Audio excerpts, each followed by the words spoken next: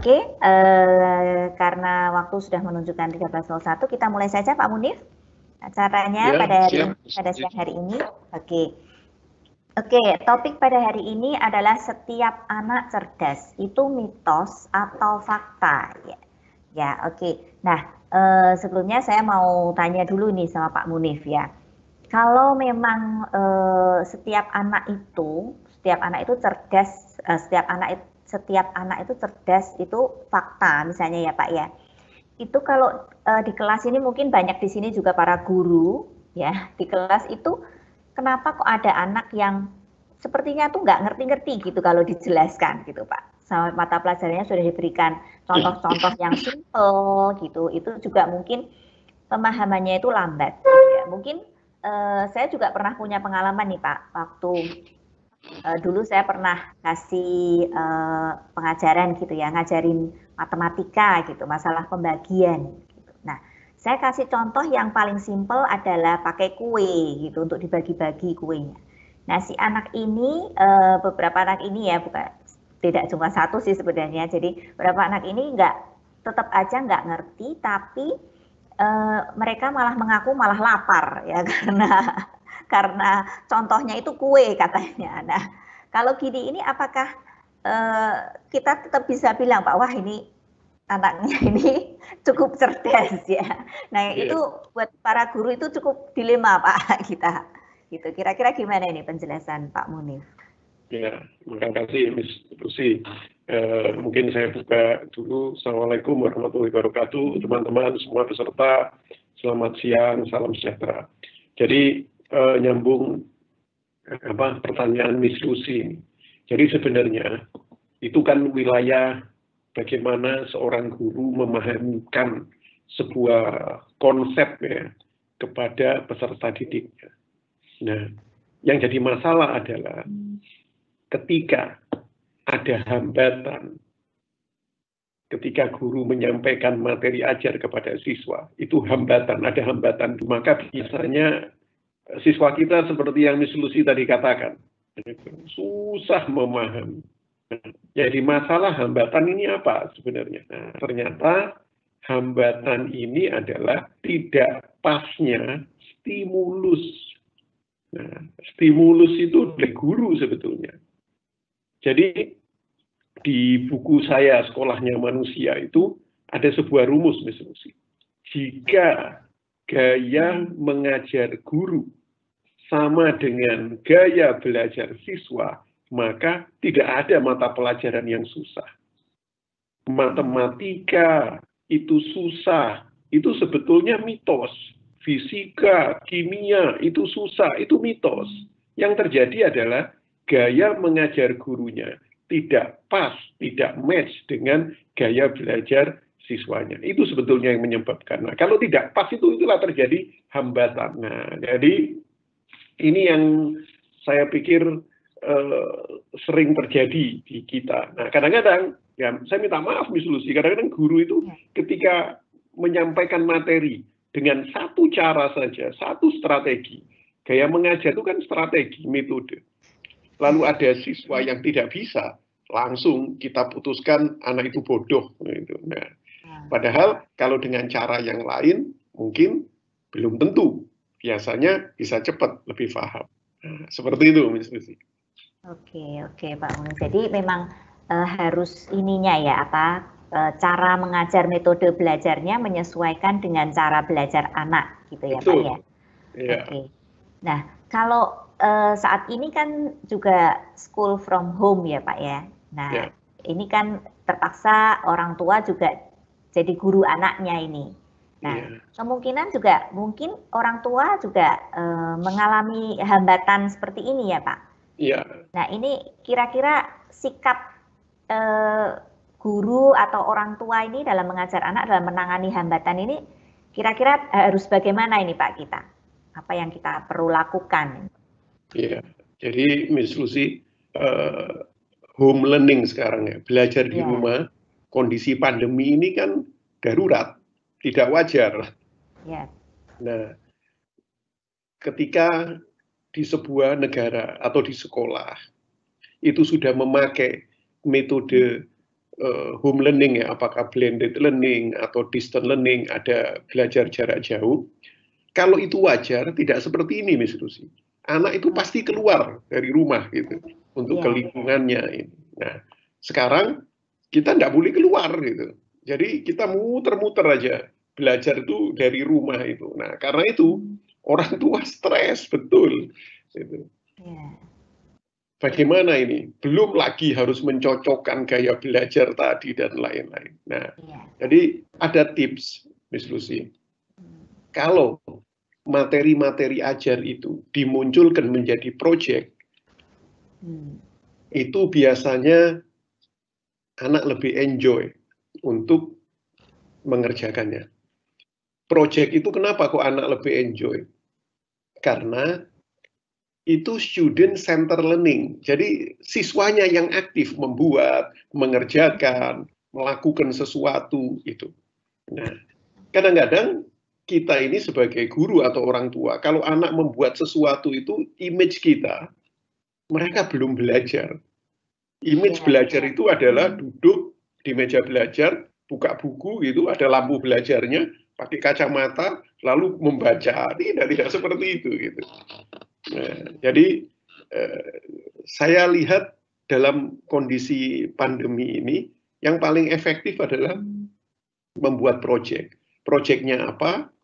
Mungkin kita bisa juga kerjasama dengan guru anak-anak kita untuk bisa memikirkan proyeknya apa. Seperti itu sementara, Miss Lucy. Oke Pak. Jadi lebih baik pakai proyek gitu ya Pak ya? Iya, betul. Nah, berkaitan dengan juga proyek ini Pak, lalu gimana ini kalau soal prestasi akademik ini Pak? Ini kan juga menyangkut nilai gitu ya Pak ya, kemudian ada apa sih sebenarnya makna prestasi akademik ini yang sebenarnya? Apakah kita bisa menilainya juga lewat proyek itu Pak? Iya, jadi begini, prestasi akademik itu biasanya yang kita alami nih, orang-orang seusia saya misalkan di sekolah atau mungkin sampai sekarang itu adalah nilai hasil tes di atas kertas itu, dan nilai itu nanti dimasukkan ke ijazah dan lain-lain, sehingga kalau misalkan ada wisuda biasanya yang dipanggil adalah ranking 1 sampai 3 gitu.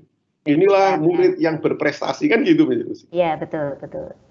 Jadi sempit pandangan prestasi akademik itu hanya dari nilai-nilai. Bisa dibayangkan ya, kalau satu kelas itu 30 siswa, lalu yang berprestasi ranking 1, 2, 3, sebenarnya ranking 2, 3 itu nggak ada, yang benar ranking 1. Masa semuanya itu tidak berprestasi, 29 itu tidak berprestasi. Nah, ini harus dirubah tentang makna dari prestasi akademik. Nah, menurut saya, prestasi akademik itu bisa dilihat dari dua. Pertama adalah namanya progres, proses, dan yang kedua adalah progres. Proses itu adalah bagaimana kuantitas seseorang atau anak-anak kita untuk belajar, untuk membuat proyek, gitu. Jadi kalau misalkan anak kita pintar menggambar, maka ikutkan aja, ada lomba gambar, ada apa, suruh menggambar, itu dikumpulkan jadi portofolio, Miss Lucy.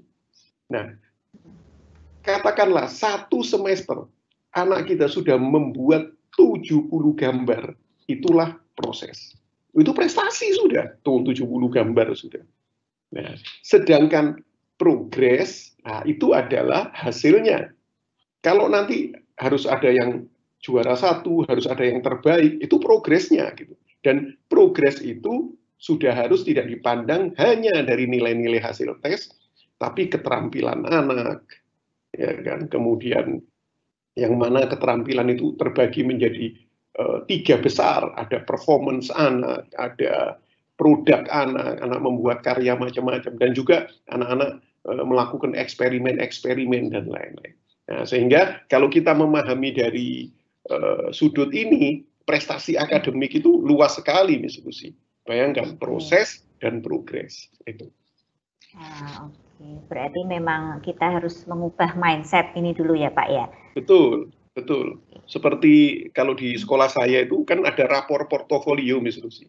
Iya. Nah, itu kalau satu semester gitu terima rapor, anak-anak ini membacakan rangkuman hasil portofolio. Jadi anak-anak kita bilang, terima kasih Bapak Ibu Guru, orang tuaku, sampai semester ini aku sudah melakukan 10 kali unjuk kerja atau performance. Sudah membuat 6 karya dan sudah melakukan atau mencoba 3 riset. Mau tahu apa saja ini? Nah, silakan saya perlihatkan portofolio saya. Dan juga saya mendapatkan 2 penghargaan atau apresiasi. Nah, itu antara progres dan proses dan progres, Miss Lucy. Oke, berarti memang kalau anak cerdas ini nggak bisa dinilai semata-mata dari nilainya akademik aja ya Pak ya, yang diraport gitu ya? Tidak. Oke, jadi kalau menurut Pak Munir sendiri, sebenarnya anak cerdas ini berarti yang berprogres gitu atau gimana Pak? Jadi sebetulnya semua anak cerdas, Miss Lucy. Nah, cara berpikirnya begitu. Gitu. Ketika kita punya asumsi semua anak cerdas, lalu faktanya kok misalkan ada si A, si B yang tidak paham, berarti kita sekarang yakin anak itu punya hambatan. Hambatannya adalah stimulus yang tidak tepat. Berarti dari sisi gurunya yang harus berubah mencari cara bagaimana supaya stimulus itu tepat. Nah, seperti itu, Miss Lucy. Nah. Oke Pak. Nah, kalau dalam hubungannya dengan anak yang berkebutuhan khusus, Pak, kira-kira apakah kita juga bisa kategorikan anak berkebutuhan khusus ini cerdas juga?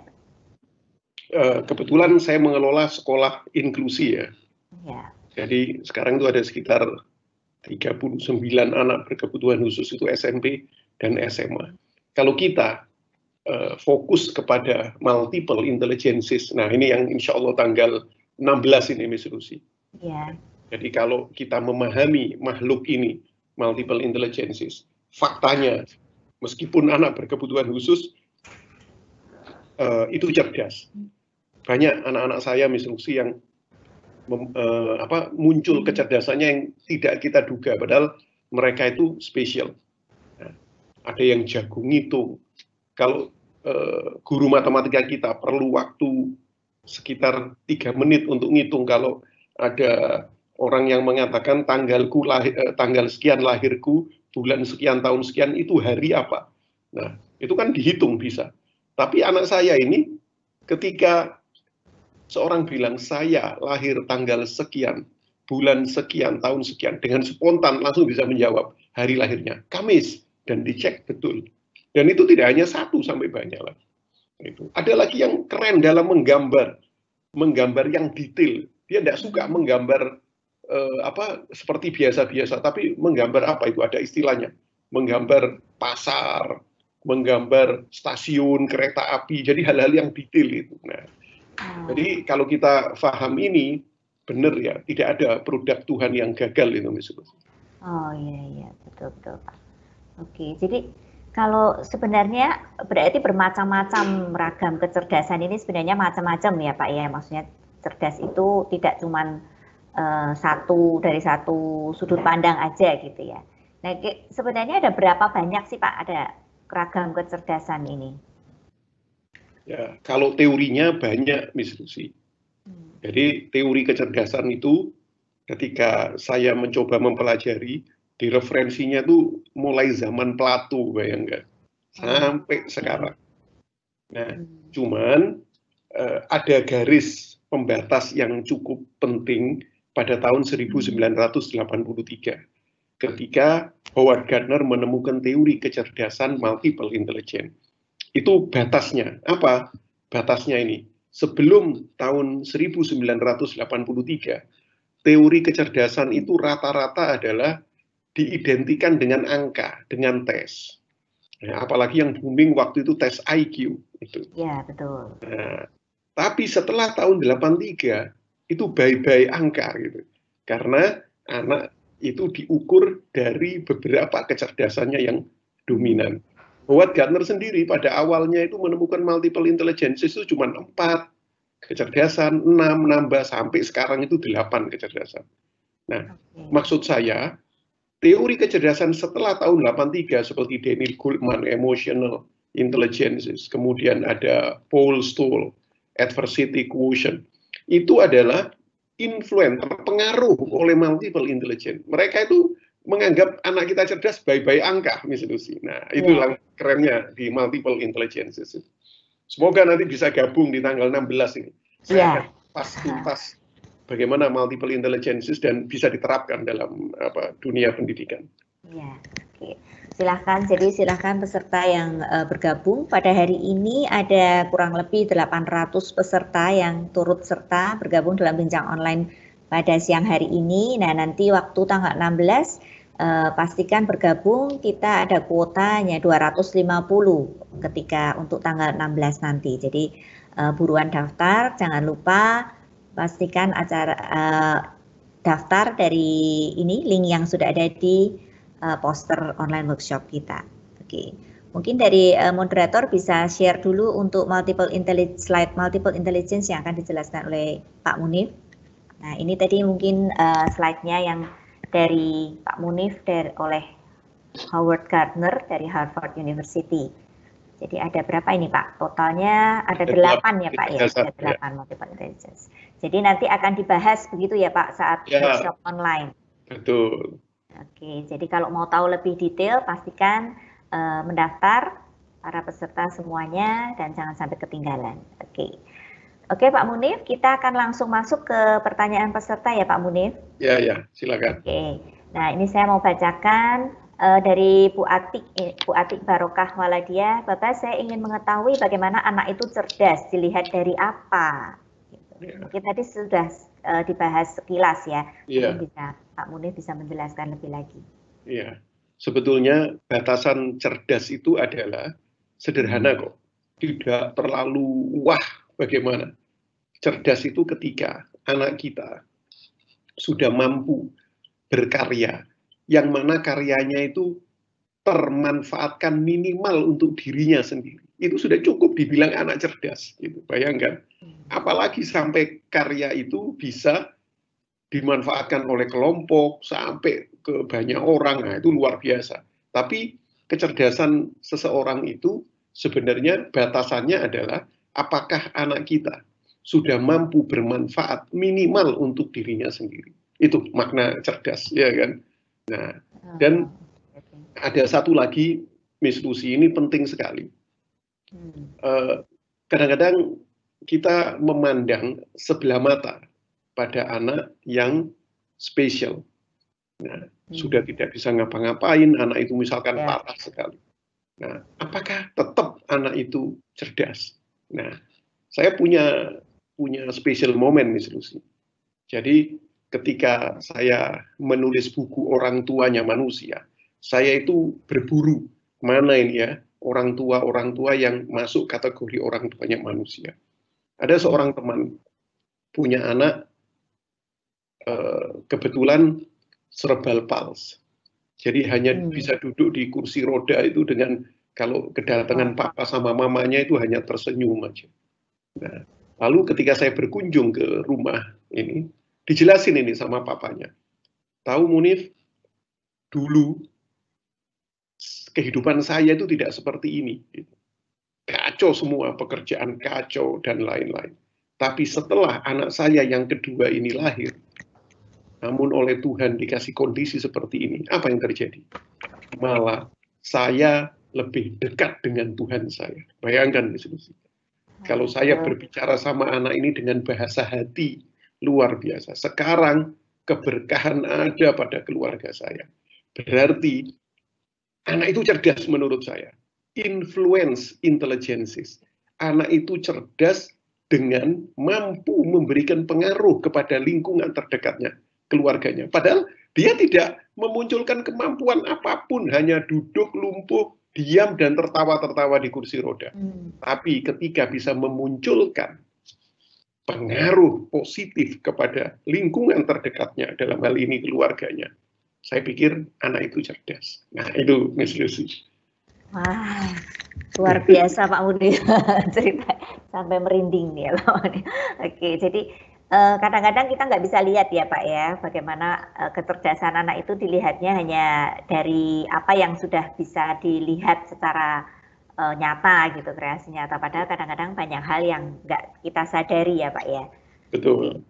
Nah mungkin ini juga lanjut ke pertanyaan selanjutnya ini Pak. Ini juga sepertinya dari guru ya, di dunia pendidikan itu kita menemukan siswa yang lemah hampir dalam semua mata pelajaran gitu. Nah ini mungkin perlu pencerahan ini bagaimana cara melihat bisa anak itu cerdas. Dan ini juga beliau menanyakan bagaimana tips dan trik yang baik untuk menyampaikan bahwa anak tersebut pasti cerdas di bidang di suatu bidang dan memotivasinya agar tidak berpasrah diri. Jadi ada dua sisi nih Pak, dari sisi guru, karena dia melihat si anak ini punya nilai yang rendah dalam semua mata pelajaran, hampir semua mata pelajaran, dan yang kedua untuk memotivasi anaknya bahwa dia punya potensi gitu.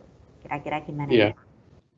Jadi kalau yang masalah nilainya rendah di semua mata pelajaran, kalau saya harus flashback, munculnya nilai itu dari mana, Miss Lucy?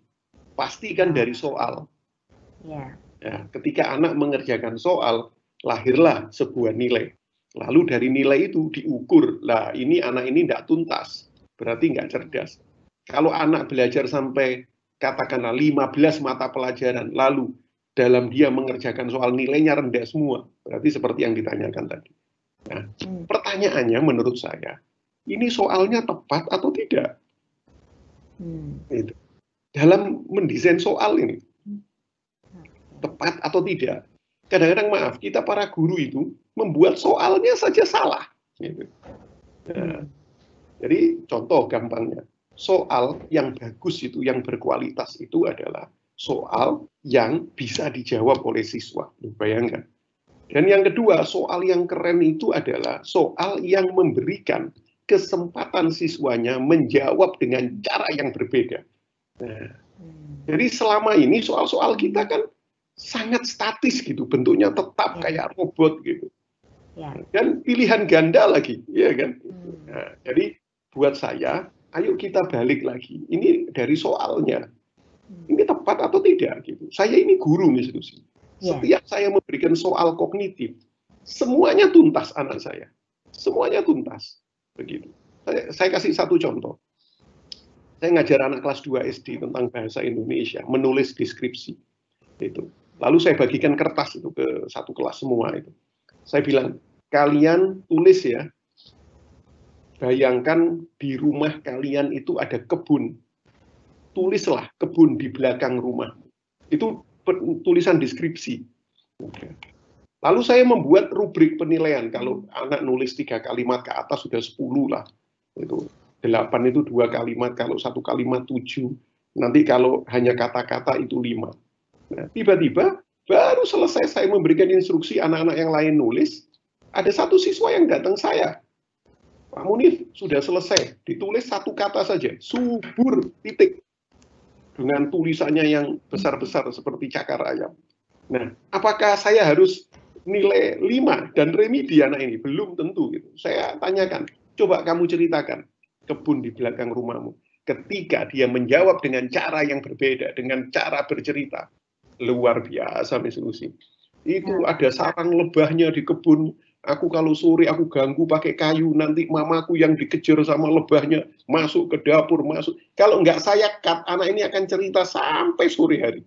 Nah, berarti dia ngerti sebetulnya. Cuma tidak dengan menulis, tapi dengan berbicara. Nah, itulah. Nah, nanti kalau kita di multiple intelligences, saya akan mendalami ini trik-triknya. Oke.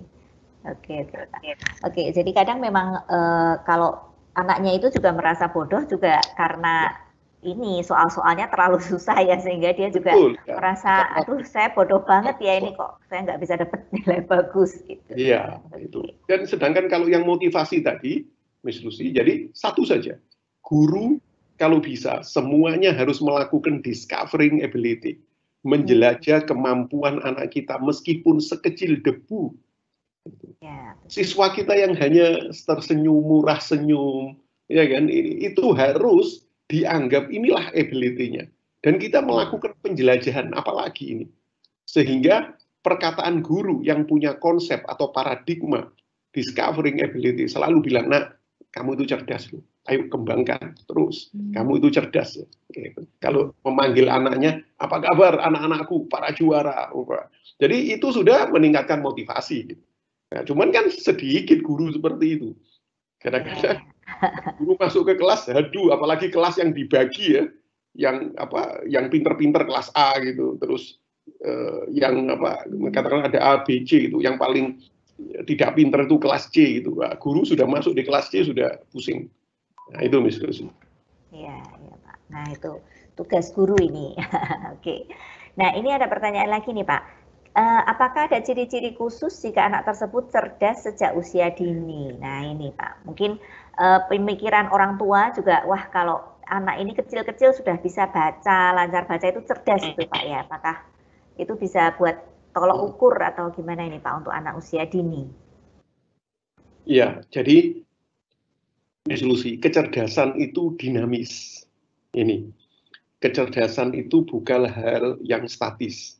Ini konsep dari kecerdasan modern. Nah, jadi ketika ada anak kita yang usia dini sudah mampu menghafal Al-Quran dan lain-lain, maka dalam saat itu, kondisi itu, kita langsung aja bilang, wah alhamdulillah anakku cerdas ini. Itu bisa membaca, bisa menghafal Al-Quran. Tapi apakah itu nanti keterusan sampai dewasanya? Belum tentu. Karena kecerdasan itu dinamis dan yang mempengaruhi adalah lingkungan dan proses belajar. Contoh, ada di rumah, orang betul tentang multiple intelligences anaknya. Anaknya dilatih sampai hafal, anak usia dini itu surat pendek, bahkan kalau di Al-Quran itu sudah juz 30. Tapi begitu masuk ke sekolah, nah sekolahnya seperti penjara, anak dipreser dan lain-lain, hilang kecerdasannya itu, Miss Lucy. Nah, jadi sangat berpengaruh antara lingkungan dengan kecerdasan anak kita. Seperti itu. Oke, berarti dinamis memang ya Pak ya kecerdasan. Dinamis. Ya, oke. Nah, sekarang ini pertanyaan tentang ini ada beberapa pertanyaan yang hampir mirip ini Pak. Mungkin dari para guru juga ini sepertinya. Nah, bagaimana sekarang kita mengubah meyakinkan para orang tua ini dan masyarakat tentang definisi cerdas gitu. Ya. Apakah biasanya guru-guru ini bingung ya menjelaskan ke orang tua bahwa anak ibu ini sebenarnya cerdas gitu. Iya. Jadi ini pekerjaan merubah paradigma itu pekerjaan yang paling sulit. Sepakat ya, Miss Lucy? Ya, sepakat sekali, Pak. Saya punya rahasianya, Miss Lucy. Nah, kalau kita ingin berusaha merubah paradigma, apakah itu orang tua atau sesama guru lah, tentang makna ini, kecerdasan anak kita itu cerdas. Tunjukkan fakta. Jangan ditunjukkan teori. Gitu. Kalau teori ribut nanti akan dibantah dengan teori-teori yang lain. Tapi kalau dengan fakta, ada orangnya, ada gambarnya, ada videonya, itu biasanya seperti itu. Nah, sampai ada satu teman di anggota dewan ini, di anggota dewan. Anggota dewan itu kan katakanlah orang pinter-pinter lah bisa masuk ke situ. Gitu. Nah, tapi ternyata itu dibagi beberapa lapis gitu, itu lapis gitu. Nah, yang peringkat terbawah itu adalah malah orang-orang pinter secara akademis. Nah, tapi yang paling banyak adalah pinter non akademis. Jadi yang di sekolahnya dulu, di kampusnya dulu biasa-biasa, tapi berhasil dalam kehidupannya. Gitu. Nah, kalau kita tunjukkan tidak hanya anggota dewan, tapi banyak fakta-fakta bahwa ini pengusaha yang berhasil. Tapi coba ceritakan masa belajarnya dulu di sekolah. Wah, kacau, ya kan? Yeah. Kalau ada angka merah di rapornya merah semua ini. Tapi apa yang menyebabkan dia punya titik balik menjadi sukses? Nah, itulah yang perlu kita tunjukkan kepada orang tua dan guru supaya berubah paradigmanya. Nah, jadi pokoknya beri fakta, Miss Lucy. Jangan beri teori. Gitu. Oke, Pak. Ya. Oke, jadi kita harus menunjukkan fakta-fakta, bisa membuktikan bahwa kita juga yakin sebagai guru juga harus yakin dulu ya Pak ya, kalau memang anak ini cerdas gitu ya. Ya, nanti di tanggal 16 saya munculkan banyak fakta-fakta. Saya munculkan fakta-fakta ya. Jadi jangan ketinggalan ini ya para peserta semua, baik guru maupun parents perlu tahu ini. Nah ini soalnya juga ada pertanyaan nih Pak. Jadi kan tadi kecerdasan itu banyak ya Pak ya, macam-macam. Ini bagaimana caranya sekolah atau minim guru BK atau wali kelas ya dalam mengakomodasi kecerdasan siswa yang tidak terakomodasi dalam setiap mata pelajaran maupun ekstrakurikuler gitu. Dan mungkin langsung bersambung dengan bagaimana sebenarnya caranya mengetes itu kecerdasan anak. Apakah ada alatnya untuk mengetes kecerdasan itu secara valid? Mungkin ini berkaitan pertanyaan ini Pak. Iya, jadi sebenarnya sekolah atau siapapun kalau kita kepingin melihat kecerdasan anak kita, itu ada dua cara, Miss Lucy. Yang pertama, mengamati atau mengobservasi kebiasaannya, habit. Nah, katanya Howard Gardner, kecerdasan anak kita itu tidak bisa dinilai dari angka-angka, tapi bisa dinilai dari habit. Nah, nanti akan saya perjelas nih. Nah, jadi kalau di sekolah itu BK-nya punya alat mengobservasi, sudah cukup kelihatan nanti mana yang dominan kecerdasannya, mana yang tidak. Tapi betapa susahnya mengobservasi kebiasaan. Nah, karena itu, saya sejak tahun 2000, jadi saya belajar sama Gardner itu 98, 99. Lalu tahun 2000 sampai 2002, Miss Lucy, nah itu dapat proyek untuk membuat alat risetnya. Nah, namanya Multiple Intelligences Research. Nah, kalau di sekolah saya, sekolah-sekolah binaan saya, itu enak ketika siswa masuk di tahun ajaran baru, kita lakukan Multiple Intelligences Research, MIR. Nah, dari situ, itu kelihatan.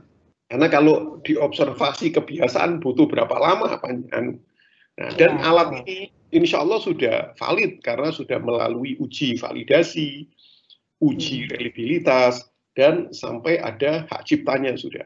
Nah, yang diterbitkan oleh Depkumham kan untuk memunculkan hak cipta itu susahnya setengah mati, Miss Lucy. Saya harus bolak-balik uji validasi itu ke ahli-ahli di sana. Nah, cuman alhamdulillah itu berhasil, dan sampai sekarang itu yang mengikuti Multiple Intelligences Research itu sudah di kantor itu sudah sampai datanya 500 ribuan. Itu. Dari tahun 2003 lah itu sampai sekarang. Nah, jadi nanti di tanggal 16 itu saya akan munculkan apa saja deskripsi alat-alat risetnya ini supaya teman-teman guru bisa memahami, dan bagaimana caranya kalau ada sekolah BK-nya dan guru-gurunya ingin menggunakan Multiple Intelligences Research. Sederhana kok itu. Ya, oke. Berarti ini juga menjawab pertanyaan berikutnya ini Pak. Ya. Apakah sudah ada alat tesnya? Sudah ya Pak ya? Sudah. Ya, coba nanti diikutin ini parents ataupun guru bisa diikutin tanggal 16 supaya bisa tahu alat tesnya seperti apa yang bisa dipakai untuk mengukur kecerdasan anak gitu. Nah, ini juga ada pertanyaan ini Pak, apa bedanya anak cerdas dan anak kritis? Ini bagaimana cara menyikapinya? Wah, harusnya senang ini ya Pak ya kalau dapat anak kritis juga. Oke, gimana cara menyikapinya nih? Mungkin ada yang bingung juga. Iya, jadi sebenarnya ini istilah, Miss Lucy. Ya. Jadi begini, kecerdasan, namanya kecerdasan itu adalah model besarnya gitu, lingkaran besarnya.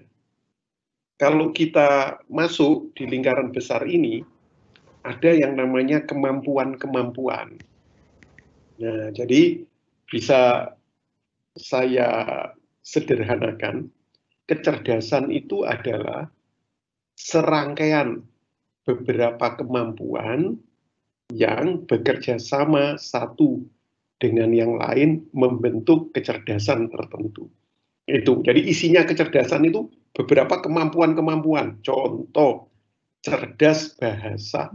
Itu di dalam kecerdasan bahasa itu ada kemampuan-kemampuan yang terangkai itu. Kemampuan membaca, kemampuan menulis, kemampuan berbicara, kemampuan mengingat. Nah, itu bekerja sama lah secara dinamis sampai disebutkan itulah cerdas bahasa. Nah, demikian juga cerdas matematis logis. Isinya adalah rangkaian dari kemampuan-kemampuan. Salah satunya adalah kemampuan berpikir kritis. Nah, jadi tempatnya sebenarnya kemampuan berpikir kritis itu adalah bagian dari kemampuan-kemampuan yang akan nantinya membentuk kecerdasan matematis logis. Gitu. Jadi pertanyaannya, jawabannya seperti itu. Kecerdasan matematis logis itu ruang besarnya gitu, tapi di dalamnya ada beberapa kemampuan, salah satunya berpikir logis. Kritis ya. Gitu. Seperti itu, Miss.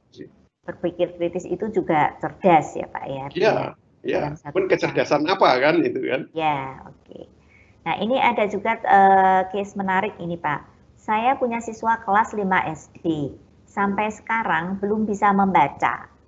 Saya konsultasi dengan orang tua, tapi orang tuanya mengatakan mau diapakan Pak Guru karena keturunan, itu katanya. Pamannya juga tidak bisa baca. Salah satu faktor yang mempengaruhi kecerdasan adalah genetik. Mohon ke solusinya. Iya, jadi kalau ada anak sampai kelas 5 SD belum bisa baca, pasti anak itu punya hambatan. Nah, dan biasanya hambatan itu kita namakan disleksia. Disleksia. Nah, solusinya adalah kalau kita punya anak disleksia itu diterapi, Miss Lucy. Harus ada rangkaian terapinya. Nah, seperti contoh putri saya, Bella, itu kan disleksia awal lahir. Sampai kelas 3 SD baru bisa baca. Cuman karena saya memahami dan belajar tentang disleksia sejak TK, lalu SD kelas 1, saya melakukan terapi sama Bella gitu. Dan berhasilnya ujung kelas 3 SD. Kelas 4 baru lancar membacanya. Nah, sekarang selesai itu hanya kalau berbicara terbolak-balik sedikit seperti terserah, itu terserah gitu. Tapi it's okay ya gitu. Jadi harus diterapi gitu. Ini penting. Nah, itu apakah genetik itu Pak tadi pertanyaannya? Bisa. Iya, bisa. Jadi anak spesial, terutama disleksia, itu sebabnya satu bisa genetik. Dua bisa ketika ibunya hamil di bulan keberapa, itu kurang nutrisi apa itu ya istilahnya, kayak kacang-kacangan gitu. Nah, itu yang menyebabkan klaster otaknya tidak berkembang. Gitu. Dan juga bisa ketika masa kelahiran. Gitu. Masa kelahiran juga bisa. Gitu. Kelahiran yang tidak sempurna dan lain-lain. Jadi banyak faktor penyebabnya. Oke, jadi banyak faktor nih ya Pak ya. Oke, nah ini ada pertanyaan lanjutan Pak dari Pak Syarif. Ini ada 2 pertanyaan, tapi sepertinya tadi yang pertama sudah terjawab. Bagaimana cara efektif memberikan pemahaman bagi parents ya yang masih menilai cerdas itu kemampuan ya. Oke. Tadi sudah dijelaskan bahwa harus dikasih faktanya ya Pak ya, bukan sekedar teori. Kalau Miss Lucy, kalau teman-teman guru ini mengumpulkan fakta-fakta ya, orang-orang yang berhasil, padahal dulu di sekolahnya dia biasa-biasa saja, atau bahkan tulalit, itu kan keren, kayak Albert Einstein, Thomas Alva Edison, tapi itu kan orang dulu-dulu, yang sekarang ini loh. Gitu. Iya, betul. Gitu, ya. Harus melihat lebih dekat. Oke, nah yang kedua ini bagaimana cara cerdas bagi seorang pendidik mengelola kecerdasan peserta didik yang beragam agar bisa dioptimalkan dengan baik, gitu Pak. Mungkin satu kelas ini isinya banyak anak dengan banyak beragam kecerdasan, ini bagaimana caranya pendidik ini bisa fasilitasi? Ya, jadi begini, ada banyak yang salah paham. Kalau satu kelas isinya 30 orang, lalu dengan berbagai macam kecerdasan beragam, berarti harus dilayani satu-satu. Itu salah, misalnya. Jadi, di multiple intelligences research, itu ternyata satu anak itu kadang-kadang punya dominasi kecerdasan itu tidak satu. Bisa sampai 5, 6, bahkan bisa 8-8-nya. Gitu. Nah, Besok di tanggal 16 itu saya akan paparkan manfaat MIR dalam pembagian kelas itu bagaimana. Lalu apa hubungannya dengan metode mengajar. Nah, jadi saya akan tunjukkan namanya strategi student center learning. Strategi student center learning. Jadi santai saja teman-teman guru. Pokoknya metode yang kita lakukan di kelas itu berpusat pada siswa, itu biasanya anak itu akan bisa terangkum lah oleh metode itu. Tapi kalau metode yang diberikan oleh gurunya itu teacher center, misalkan ceramah terus maka percaya hanya anak-anak yang tidak terakomodir kecerdasannya terhadap metode itu. Nah, besok saya berikan catatan, Miss Lucy, kalau ada kondisi kelas seperti ini loh metodenya ini. Wah, keren sekali. Iya. Oke. Nah, ini para guru harus ikut ini online workshopnya supaya bisa mengakomodir kecerdasan para siswanya ya. Nah, ini ada pertanyaan-pertanyaan juga yang sejenis. Setiap anak itu memiliki kecerdasan yang berbeda. Ini mungkin juga hampir mirip Pak ya. Bagaimana melihat kecerdasan tersebut agar kita sebagai guru atau orang tua tidak salah dalam membimbing atau mengarahkan kecerdasan setiap anak. Nah, ini mungkin harus dites dulu atau bagaimana ini Pak? Iya, lihat kebiasaannya atau kalau mau yakin pakai riset ya itu. Oke Pak. Ini bagaimana menyadarkan pendidik atau guru agar tidak nilai oriented. Nah, ini malah orang tuanya yang ingin menyadarkan gurunya supaya tidak nilai oriented. Ternyata nilai oriented ada di orang tua dan di guru juga. Iya, betul Pak. Masalahnya ada di dua-duanya. Ini kasihan anaknya ini Pak. Iya, memang kognitif itu masih dituhankan di sistem pendidikan kita. Padahal kalau kita lihat di negara lain, itu sudah tidak, Miss Lucy. Dan ini terus sampai ke jenjang pendidikan tingkat tinggi ya. Sekarang Miss Lucy, Google itu kalau menerima karyawan itu tidak pakai tes gitu kognitif, lalu karyawannya mengerjakan, tidak. Kalau ingin tahu kemampuan kognitif itu, mereka pakai alat namanya behavior kognitif. Jadi kognitif diartikan bagaimana seseorang ini mampu menyelesaikan masalah kehidupannya, masalah pekerjaannya. Jadi tesnya saya punya dua masalah. Masalah pertama bla bla bla bla, masalah kedua bli bli bli bli. Bagaimana kamu bisa mengatasi ini? Mau mikir dulu atau langsung bisa menjawab dan tidak ditanya dulu IP-nya berapa dan lain-lain, dari kampus mana, tidak. Tapi yang ditanya adalah apa yang sudah dibuat, apa yang sudah dilakukan, apa yang sudah dicoba, ya kan? Yang penghargaan apa yang sudah didapat. Bayangkan. Jadi nilai itu malah tidak dituhankan seperti di sini. Gitu. Ya. Ini harus disadari. Ya, biasanya di Asia masih gitu tuh Pak ya. Ya. Oke. Nah, ini juga ada pertanyaan ini Pak, pada anak dengan skor IQ rendah gitu. Misalnya di bawah skor 90 dan lamban dalam belajar. Bagaimana cara membantu agar berkembang dengan optimal gitu Pak? Ya. Apakah mungkin juga dengan IQ rendah ini bisa disebut cerdas juga Pak? Iya. Itu satu bagian dari kelemahan anak kita.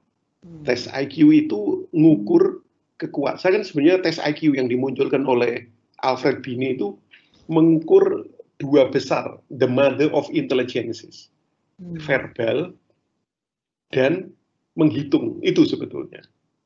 Kan zaman dulu, tahun 1905 lah, Alfred Binet itu memunculkan tes IQ itu masih belum dikenal kecerdasan yang lain. Anak kita yang bisa nari, anak kita yang sebagai menggambar, pelukis, itu masih tidak dikategorikan sebagai kecerdasan. Nah, sekarang kan berkembang. Nah, jadi menurut saya, kalau ada anak kita di tes IQ terus rendah, kita tidak boleh putus asa. Itu. Dulu putri saya itu kelas 3 SD di tes IQ, karena sekolahnya pakai tes IQ. Tahu nilai IQ-nya, Miss Lucy? 87, bayangkan. Sampai psikolognya itu kenal sama saya, mau menyebutkan angka 87 itu penuh dengan permohonan maaf ya Pak Munif ya. Angka IQ-nya Bella maaf ya gitu. Ya kenapa 87? Nah, ini kan IQ jongkok lah gitu. Tapi saya bilang sama psikolognya, Ibu, santai saja. Percayalah, karena saya tidak percaya dengan angka tes IQ ini. Ayo saya ajak ke rumah. Tembok rumah saya itu tidak pernah sepi dari coret-coretannya Bella. Itu luar biasa. Dan sekarang Bella sudah sarjana, desain fashion, dia punya galeri, mendesain baju, luar biasa sudah. Berhasil. Iya. Jadi itu hanya satu sisi kan, Iya, betul. tentang angka IQ. Tapi kalau kita buka peluang kecerdasan yang lain lagi, itu bisa. Nah, seperti itulah Ibu. Jadi nggak usah putus asa meskipun 90. Terpaut 3, anak saya 87. Bukan tolak ukur ya Pak ya? Bukan.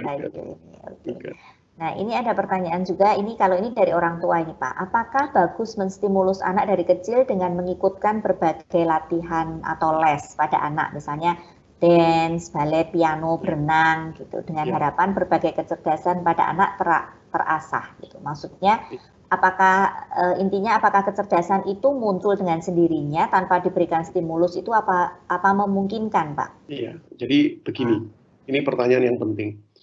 Dasarnya itu adalah bakat, Miss Lucy. Ya. Bakat itu adalah rasa suka anak kita melakukan sesuatu. Itu bakat. Dan bakat itu dari Tuhan. Anak kita punya banyak bakat. Cuman bakat ini potensi. Bisa muncul dan bisa tidak muncul. Ada yang secara spontan, bakat anak kita ini muncul. Tapi ada yang tidak spontan, perlu dipantik oleh lingkungannya. Nah, tapi tidak semua rasa suka itu bakat. Itu. Apa ciri-cirinya? Pertama, kalau rasa suka itu dilakukan oleh anak kita terus-menerus, ujungnya adalah kemampuan yang khas, itu bakat. Contoh, anak kita suka coret-coret. Kalau itu dilakukan terus, bisa punya kemampuan yang khas, menggambar, mendesain. Tapi ada rasa suka anak kita, kalau dilakukan terus-menerus, itu tidak berujung pada kemampuan yang khas. Contoh, anak kita suka makan, kan tidak ada bakat makan. Ya kan? Yang kedua, kalau anak kita, rasa suka itu kita tahan, anak kita akan berontak. Dia akan selalu cari jalan keluar supaya rasa suka itu tetap dilakukan. Nah, itu bakat, timbul dari dalam diri. Dan ketika rasa suka itu di rumah akademiskan, anak kita suka main piano ini, kursuskan piano. Ketemu silabus kan, kalau anak kita menjadi fast learner, pembelajar cepat, maka itu bakat. Tapi kalau sudah minggu pertama saja udah geleyang anak kita, belajar not balok itu bendera, yang apa, not ada benderanya, dan anak kita sudah geliyang gitu, aduh ini belajar apa sih? Main pianonya itu hanya rasa suka sementara, ikut-ikutan mungkin. Dia tidak menjadi fast learner. Nah, jadi kalau menurut saya ketika anak kita usia dini, silahkan beri stimulus anak itu dalam banyak hal. Ya kan? Nah, nanti kita saring ini mana yang sebenarnya ini bakat, mana ini sebenarnya yang tidak. Nggak apa-apa gitu. Nah, kalau yang tidak, ya udah, nggak usah dilakukan lagi gitu. Tapi fokus kepada yang disukai. Dan ingat, tidak hanya satu ya, bisa banyak seperti itu. Yang tidak saya rekomendasikan, les-les itu les-les kognitif. Saya tidak rekomendasikan itu. Jadi cukuplah mata pelajaran itu di sekolah lah gitu. Tapi tentang skill, ya kan, seperti yang ditanyakan tadi, wah itu saya mendukung. Gitu. Dengan catatan anaknya suka ya Pak ya? Ya, asal suka. Gampang kok cara melihat anak itu suka atau tidak. Kalau dia terpressure secara psikologis, itu dia tidak suka. Satu contoh ya, Miss Lucy ya. Saya kedatangan tamu ini jam 9 malam, seorang ibu-ibu dengan anaknya kelas 4 SD. Masih pakai seragam anaknya itu. Jam 9 malam ini datang ke rumah saya. Saya tanya, ada keperluan apa? Pak Munif, 3 bulan yang lalu, lihat ini materi hasil ulangan anak saya. Jeblok semua, nilainya merah semua. Kata gurunya, harus dileskan ini, dileskan mata pelajaran ini. Saya langsung leskan. Total semua anak saya ini 12 les. Ini aja baru datang dari les, masih pakai seragam. Tapi lihat hasil ulangannya yang baru. Tetap jeblok, tidak ada peningkatan. Bagaimana ini anak saya? Apakah dia bodoh? Nah, mulai keluar dari mulut orang tua dia bodoh. Saya bilang, Ibu kalau percaya sama saya, gampang loh. Mulai besok, hentikan semua les-lesnya itu. Langsung si anak senengnya, Miss Lucy. Hebat, hore, betul Pak Munif. Sudah, ayo mah, langsung pulang mah, sudah ketemu jalan keluarnya. Tapi ketika mau pulang, anak ini mendekati saya lagi. Pak, kalau futsalnya jangan dihentikan, enggak apa-apa ya. Nah, itu bakatnya itu di situ. Nah, ini tadi juga berkaitan. Ya, banyak. Tadi ini juga ada pertanyaan terkait ini mungkin yang kalau kira-kira misalnya orang tuanya ini tetap maksa gitu Pak. Misalnya tadi nggak mau dengar saran Pak Munif gitu, dia tetap maksa karena supaya pinter gitu. Apakah ada dampaknya ini nanti Pak ya? Iya. Dan sebagai guru harus bagaimana ini kira-kira? Betul. Kalau orang tua melakukan pemaksaan terhadap anak dalam hal mengikuti les ini, les itu, sedangkan anak itu tidak suka, maka punya dampak yang negatif gitu. Nanti dampak negatifnya itu apa? Kenanya itu di self image gitu, konsep diri gitu. Nah, jadi konsep diri yang negatif ini bahaya gitu. Nanti akan memunculkan personality yang negatif. Tertekan anak kita, kepribadiannya nanti negatif. Dan akhirnya nanti akan muncul sebagai karakter yang negatif. Tapi kalau kita ini tidak memaksa anak, bahkan memberikan kesempatan yang dia sukai, self-image-nya positif, Miss Lucy. Sehingga nanti personality-nya positif, dan karakternya akan positif. Nah, kadang-kadang orang tua tidak memikirkan sejauh itu, sampai berdampak di karakter loh, ketika ada pressure psikologis ini. Gitu. Jadi tergantung dari orang tua dan guru ya, kita mau menghasilkan anak seperti apa gitu ya Pak ya. Betul, betul. Nah, tadi terkait dengan les-les yang diberikan sejak usia dini itu Pak, itu ini ada pertanyaan juga dari Bu Fitri. Selamat siang, saya mau bertanya umur berapa kecerdasan seorang anak ini sudah mulai bisa diasah? Gitu. Dan bagaimana orang tua bisa mengenalinya? Ya, sangat relatif ya. Kalau dari alat risetnya, kita itu bisa mulai di TK, Miss Lucy. Gitu. Mulai TK sampai ke atas gitu. Nah, tapi saya percaya di bawah itu kadang-kadang di usia itu anak sudah ketemu ya. Apakah anak itu buat karya lah gitu, produk gitu. Nah ini sudah ketahuan lah gitu. Jadi itu relatif sekali ya.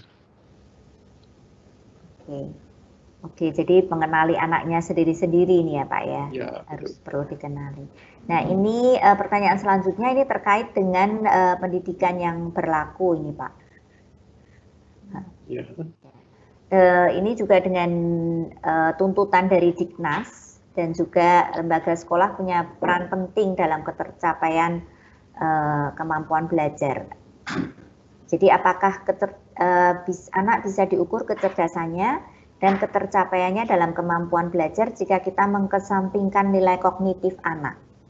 Iya, sebetulnya sekolah itu ujungnya adalah assessment, penilaian, itu harus otentik.